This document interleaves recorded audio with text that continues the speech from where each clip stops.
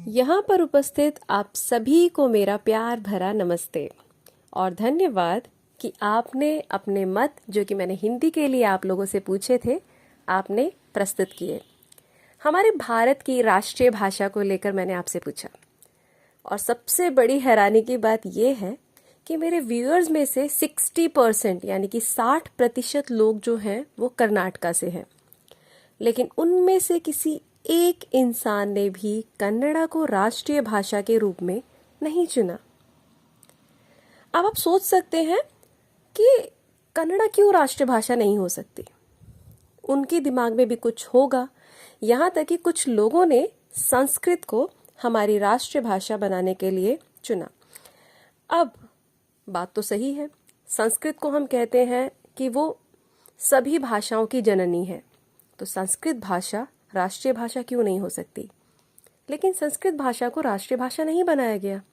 आप सभी जानते हैं हिंदी जो है वो 14 सितंबर अभी आने ही वाला है। हम उसे उस दिन हिंदी दिवस के रूप में मनाते हैं। हर जगह पर एक दिन हमने चुन लिया है, हाँ हिंदी दिवस मनाएंगे। सिर्फ एक दिन हिंदी के नाम क्यों, वो बात छोड़ देते हैं।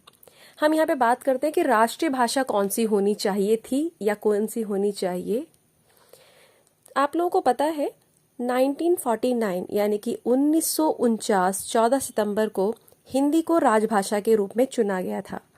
राष्ट्रीय भाषा के रूप में नहीं चुना गया था, राजभाषा के रूप में चुना गया था। अब यहाँ पर बात आती है राष्ट्रीय भाषा और राजभाषा। बहुत सारे लोग ऐसे हैं जिन्हें इसमें अंतर भी नहीं पता कि इसमें क्या डिफरेंस है। तो मैं आपको बताती हूँ। राजभाषा वो होती है जो सिर्फ हमारे सरकारी कामकाजों के लिए मान्य होती है, यानी कि कोई भी कामकाज होगा, उसके जो लेटर्स दिए जाते हैं, जो भी लिखित रूप होता है उसका, वो हिंदी में हो सकता है। हिंदी के अलावा इंग्लिश में भी हो सकता है।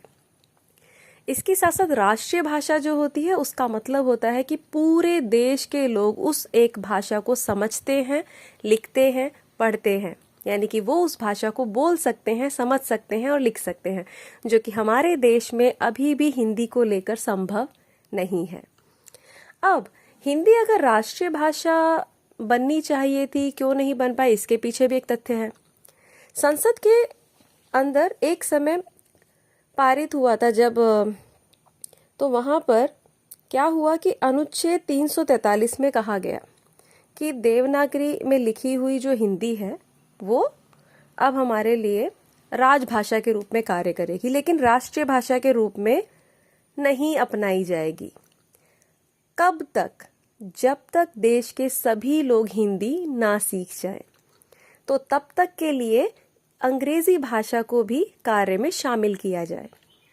और इसके पीछे जो कारण था वो ये था कि जब संसद बैठी गई, सभी मंत्री बैठे गए, तो वहां पर प्रस्ताव आया कि हिंदी को राष्ट्रीय भाषा बनाना चाहिए।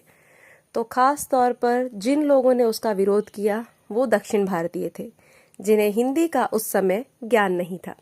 उन्होंने इसे राष्ट्रीय भाषा बनाने के लिए विरोध कर दिया कि ये भाषा राष्ट्रीय भाषा नहीं होनी चाहिए।